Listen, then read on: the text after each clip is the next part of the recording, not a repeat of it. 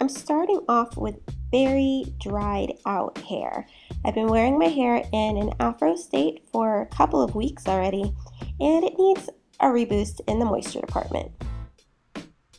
I'm going to get started by washing my hair, and I'm using a sulfate-free shampoo to try and retain as much moisture as possible on this wash, and then I'll be using the Cheat Infra treatment as my conditioner. So I'm going to be using the same wash technique as in my natural hair wash tutorial video, but instead of cleaning my head over the tub, I'm going to tilt my head backwards underneath the water in the shower and let the water run down my hair from front to back.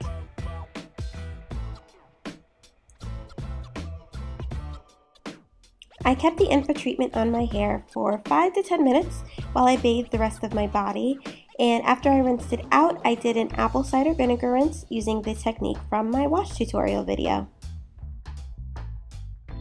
I had my hair up in a bun, and now I'm just taking it down after doing the apple cider vinegar rinse, and I'm going to dry it with this cottony jersey textured, t-shirt textured pillowcase that I have.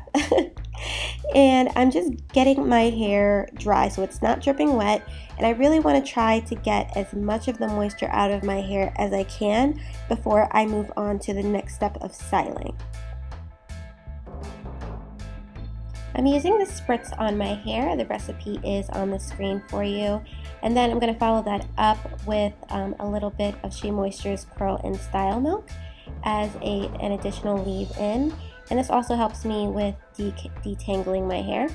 And you see I just kind of split my hair through the middle, and then I moisturize my hair. I then put my hair into 3 sections. A section for the front where my bangs are, a section in the middle that includes my crown area, and then a section in the back for my nape. And I do this because that is the map out of my different textures.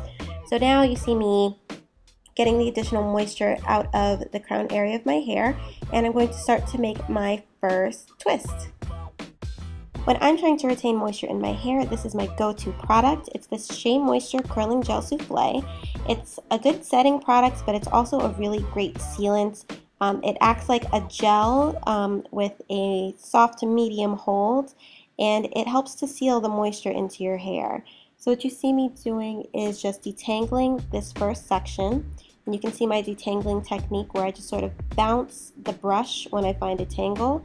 I don't rip through it, I just kind of bounce the brush on it to pick it out.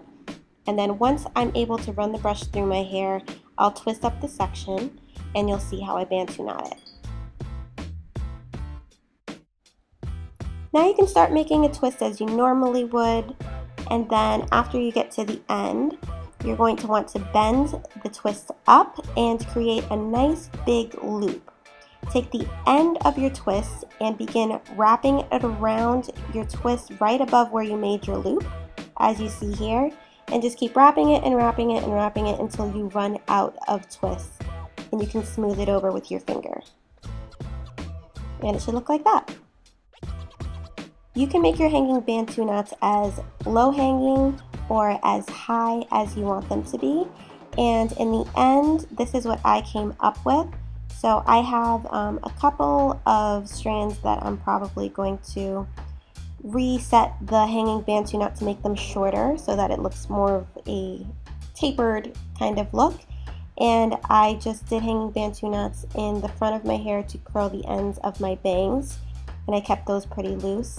And in the back of my hair, I did traditional Bantu knots to keep the back of my hair really, really short.